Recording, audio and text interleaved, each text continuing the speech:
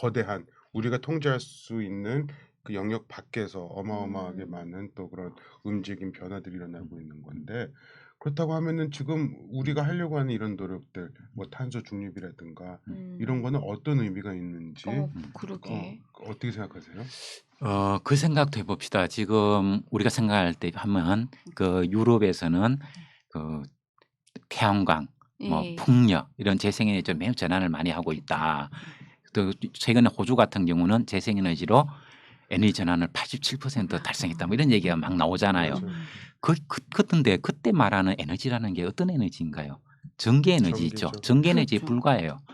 근데 우리가 그 지금 현재 소비하고 있는 에너지 중에서는 전기 에너지가 차지하는 비중이 4분의 1 정도밖에 안 되죠. 실제로는 우리가 지금 겨울에 난방을 해도 전기로 난방하는 경우는 전기장판밖에 더 있습니까?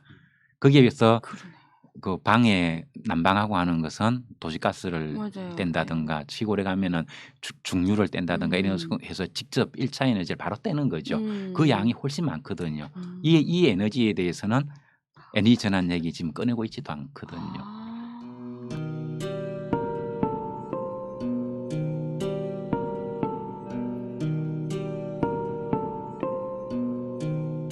그러니까 이게 그래서 이게 그냥 기후 변화 문제가 참 불편한 얘기입니다. 그러네요. 진짜 그러네. 예.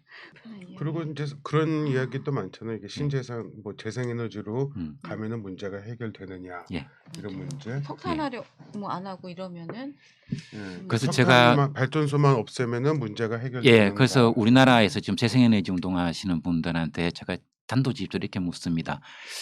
그러면 일반 국민들이 지금 말씀하시는 대로 재생에너지 전환을 해가면 우리가 원전이나 석탄 발전소 문 닫고 살아갈 수 있어요? 이렇게 묻는다면 답할 수 있겠어요?라고 물어요.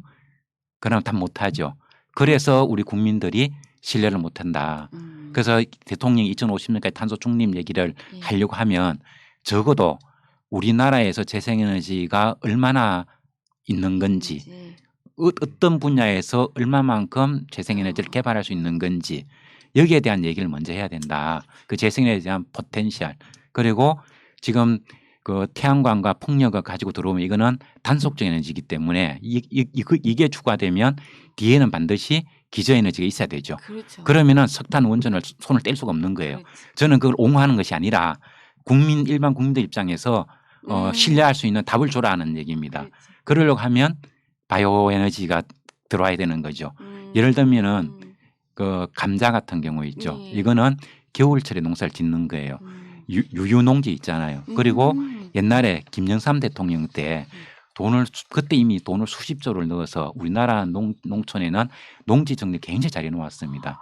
그래서 어렵지 않게 감자들 심을 수 있고 그것으로부터 에탄올, 아까 말했던 메탄올 이런 것을 얻을 수가 있어요. 그래서 이런 것을 가지고 단속적 에너지가 가지고 있는 한계를 극복할 수 있다든가 그러면 감자라든가 이런 걸 이용하면 우리가 그 태양광이라든가 풍력이 가지고 있는 그 한계를 이렇게 하면 충분합니다라는 것까지 얘기를 해줘야 된다는 것이고요.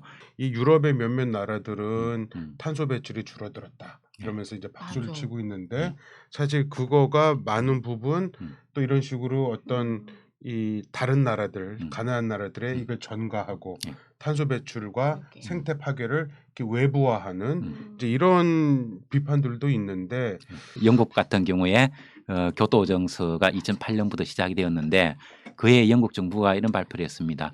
이미 우리는 온실가스 저감을 1990년 대비 9% 이상 달성했다라고 선언을 했거든요. 그러자 옥스퍼드 대학인지 캠브리지 대학인지 조금 제가 생각이 잘 안 나는데 그때 교수님이 그 연구를 해서 이런 얘기를 했습니다. 교토 정서라고 하는 것이 자국 내 발생량 기준이다. 그래서 자국량 발생 기준으로 하니까 영국 정부의 발표가 맞다. 그런데 영국 국민들의 소비량 기준으로 하면 영국은 1990년 대비 18% 이상 증가했다라는 얘기가 나옵니다. 그러니까 이게 자국 기준이니까 그래서 우리가 대한항공을 타고 어딜 가면 우리나라 책임, 싱가포르 항공을 타면 싱가포르 책임 이렇게 되잖아요. 그러니까 저 유럽 사람들이 온실기체가 많이 나오는 것을 중국, 인도 이런 식으로 아. 넘겼잖아요. 그리고 그거 그렇구나. 제품을 가지고 가서 쓰거든요. 아. 그런 식으로 된 거고. 그다음에 자신들이 바이오매스 에너지를 이용해서 탄소 중립을 많이 인정받은 것도 그 인도네시아에 가서 피트랜드를 훼손하면서 만든. 그래서 사실은 자신들이 그 탄소 중립을 이루었다는 그 양보다도 훨씬 많은 양의 이산화탄소를 갖다가 그렇구나. 배출시켜 놓고는 결과적으로 그 법 규정에 의하면 자신들은 성공했다 이렇게 따고. 얘기가 나오는 거거든요. 그러니까 이게 잘못된 그렇죠. 것이고. 나쁜 놈들이네요. 그렇죠.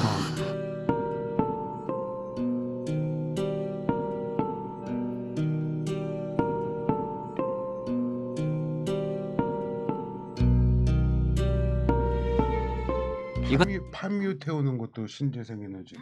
이 얘기 꼭 해야 됩니다. 그 바이오 네. 에너지 얘기를 하죠. 그 바이오 에너지 그 제가 좀 감자 얘기도 했습니다만 팜유 같은 걸 가지고 와서 그거를 에너지로 쓰면 이거는 탄소 중립으로 인정을 받거든요. 그 유럽에서는 그래서 바이오 오일 이거를 굉장히 이게 일상화되어 있는 거죠.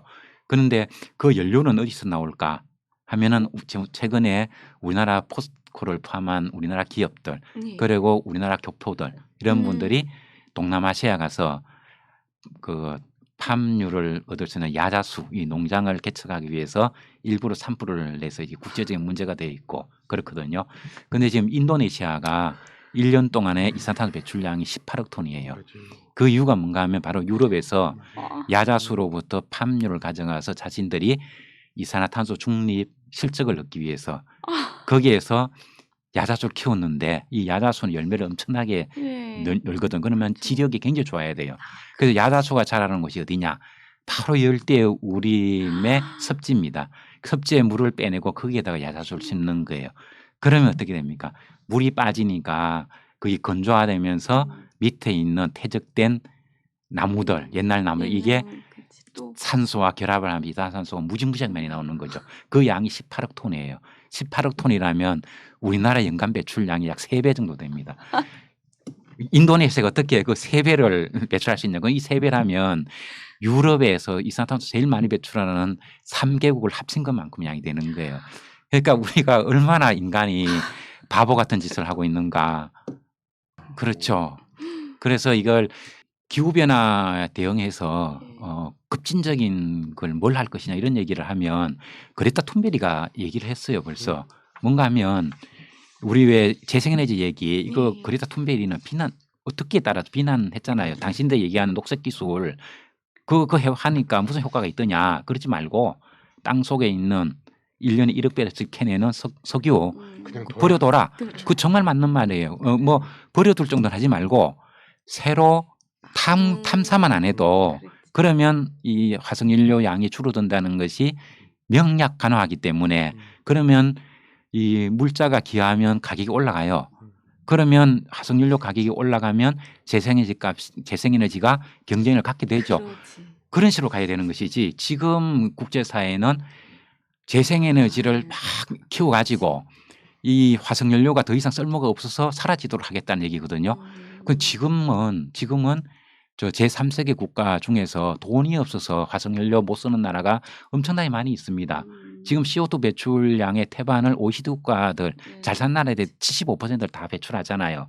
이거는 그 가난한 나라 사람들은 화석연료를 소비할 여력이 안 되기 때문에 소비 안 하고 있을 뿐입니다. 그래서 지금식으로 가가지고 재생에너지만 계속 키우고 화석연료에 대한 제재를 하지 않으면 화석연료 값이 자꾸 떨어질 테고 그러면 지금은 비싸서 못 쓰던 사람들이 이걸 쓰게 될 거예요. 이건 답이 아닌 거죠.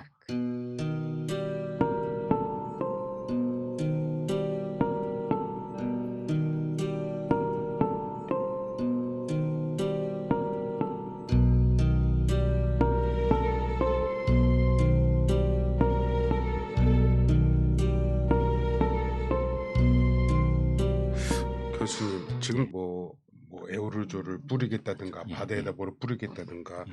이런 거가 얼마나 현실성이 있는 것이고 어떤 이 문제점들이 실제로 있는 것인지 이 부분도 많이 헷갈려요.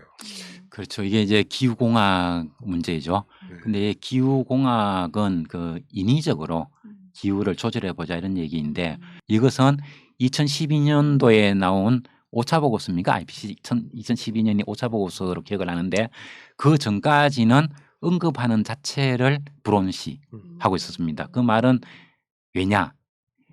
그것으로 우려되는 부작용이 너무나 크기 때문에 그리고 또 하나는 우리가 인위적으로 온도를 갖다 조절하는 기술 쪽으로 들어가게 되면 지구의 그 기후 변화 이 문제를 본질적으로 해결하기 위해서는 대기중 이산탄소 농도를 조절해야 되는데 이것을 등한시할 가능성이 있다. 이 두 가지 이 이유였습니다. 근데 2012년에 그 전에 부산에서 IPCC 총회가 열렸고 그때 이 기후 공학 문제를 IPCC에서 다루겠다는 얘기가 처음으로 나왔습니다. 이 기후 공학 문제가 그러면 그때부터 왜 나왔느냐 하면은 우리 티핑 포인트 얘기하잖아요. 네. 이게 아무리 봐도 인위적 우리가 그 온실기체를 줄여가지고 기후 변화 문제를 해결할 가망이 안 보인다는 거.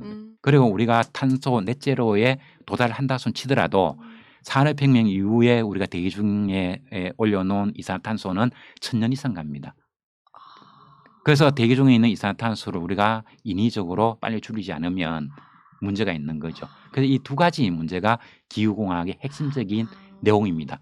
필요하겠네요 그러면. 아닙니다. 그렇지만 그러면 우리가 얘기하는 뭐 성정권에 초미세먼지를 넣는다든가 그다음에 뭐 우리가 철분을 넣어가지고 플랑크톤을 정지시킨다든가 하면 그만 효과가 날까 하는 게 문제인데 그렇다는 증거가 없어요. 그 철분 넣은 것도 보면 1993년도부터 했는데 갈라파고스 섬에 가서 시작했는데 우리가 기대했던 것보다 효과가 100분의 1도 안 나오더라는 얘기가 있고요. 그다음에 성정권에 올라가서 주입을 하면 아마 지구 평균으로 보면 온도 떨어질 겁니다. 왜냐하면은 먼지가 쌓이면 태양보살이 적게 오니까. 그러나 온도가 내려가는 곳은 일부고 다른 쪽은 더 많이 올라갈 수도 있고 그다음에 강수량의 편차가 굉장히 커질 수도 있고 이런 부작용이 우리가 아직 모르는 부작용이 너무 많은 겁니다. 그래서 성정권에 이 먼지 넣는 거는 실제로 해볼 수가 없고 수치 모델을 이용해서 이걸 넣으면 어떻게 될까 이런 연구만 계속 하고 있는데 그래도 굉장히 이게 우리가 우려할 만한 결과가 수치 모델 과정에서 자꾸 나오더라는 겁니다. 그래서 용기를 못 내고 있는 거고 우려하고 있는 거죠. 그래서 지금은 이거는 과학 기술자들의 문제가 아니고 전 세계적인 이 학술 행사도 열리고 막 이렇게 하거든요. 그 안에 이런 전문가들만 가는 것이 아니고 일반 국민, 그 지구에 살고 있는 사람들은 누구나 참여할 수 있는 거예요. 해서 목소리를 다 내서 아 이거는 해야 되겠다, 하지 말아야 되겠다에 대해서 우리가 다 합의를 보고 가야 된다는 것이 지금 전 세계에서 기후공학에 참여하고 있는 사람들의 컨센서스가 이루어지고 있습니다. 이건 다행이라고 볼 수 있죠. 그런데 그 누군가가 이걸 배신할 가능성도 있다. 그리고 지금 그 성정권에 문제 넣는 거는 예산이 1조 원 정도면 가능하고 이 기술은 굉장히 간단한 것이기 때문에 웬만한 항공기, 민간 항공기 정도 있으면 누구나 할 수 있는 이런 것들입니다. 그래서 할 수 있을 것 같고 그리고 우리가 이게 기후공학에 굉장히 우려하는 것 중에 이유가 하나가 뭔가 하면요. 그 비나포트 화산 같은 게 화산이 팍 터졌을 때 지구 온도가 실제로 0.5도 확 떨어졌거든요. 근데 화산이 팍 터지고 난 다음에 그다음에 안 터지잖아요. 그러면 0.5도 떨어졌던 것이 먼지가 사라지고 나면 일거에 플러스해서 다 나타나더라는 겁니다. 그래서 우리가 성정권에 먼지를 넣는 것도 한 번 넣으면 계속 넣어야 되는 거예요. 그러니까 한 1000년 동안 넣어야 되는데 그러면 넣으면 되지 않느냐 생각할지 모르지만 이 인간이 전쟁을 할 수 있잖아요.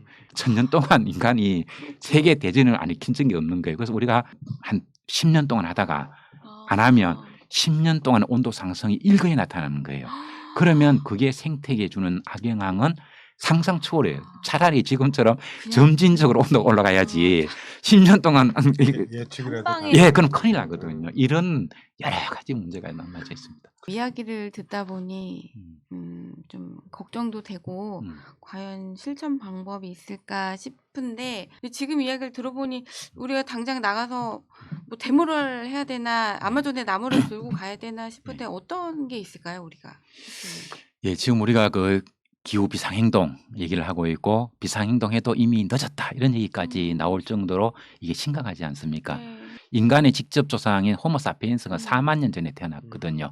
그 4만 년 전에 태어나서 3만 년을 수렵 채취 생활을 했죠. 그래서 그때 인구가 얼마일까 생각해 보면 한 500만을 넘지 않았다고 얘기를 합니다. 그러나 500만 명 지금도 생각해보면 수렵 채취로 살면 그 정도밖에 못 살겠죠. 근데 지금으로부터 약 한 1만 년 정도 전에 소빙하기가 온 거예요. 소빙하기가 오니까 그러니까 수렵 채취가 안 되는 거죠. 따먹을 수도 없고 인간은 멸종의 위기에 온 거예요. 그때 생각한 게 농업이고 가축입니다. 그래서 우리가 그 정해진 곳에 우리가 개조한 곳에서 농사를 짓고 잡아먹기만 하던 가축을 야생동물을 가져와서 키우기 시작하고 그리고 소빙하기가 끝나고 나서 이걸 대대적으로 확대를 하니까 먹을 거리가 많아졌죠. 그렇죠. 그래서 500만 명밖에 안 됐던 그 인구가 3억으로 늘어났던 거예요. 그 3억이 산업혁명 때까지 이어졌거든요. 그래서 인간에게는 항상 위기는 기회이다. 그래서 이것을 우리가 지금의 기후변화가 위기가 되는 것은 과거의 그 화석연료 하늘지 우리는 포기할 수 없어. 경제 성장해야 돼. 지금 3만 불은 너무 적어. 우리 5만 불, 7만 불 해봐야 돼. 이런 생각을 갖는 사람들에게는 위기이고 기회가 없는 것이고 이 지구상에서 우리가 좀 더 깨끗한 공기 그리고 자연과 함께 살아가는 사회 우리가 꿈꾸는 진짜 파라다이스 같은 세상 이걸 꿈꾼다면 이 기후변화는 진정한 인간에게 기회가 된다. 저는 그렇게 생각을 합니다. 그래서 그 방법으로 보면 그 툰베리가 얘기하는 식으로 그렇게 화석연료에 대해서 우리가 접근을 하고 그다음에 먹거리 문제 같은 경우도 우리나라가 지금 에너지 공급 기준으로 하면 21.4%밖에 안 된답니다. 그리고 농업 인구가 2009년 그때 300만 되던 게 지금 160만밖에 없어요.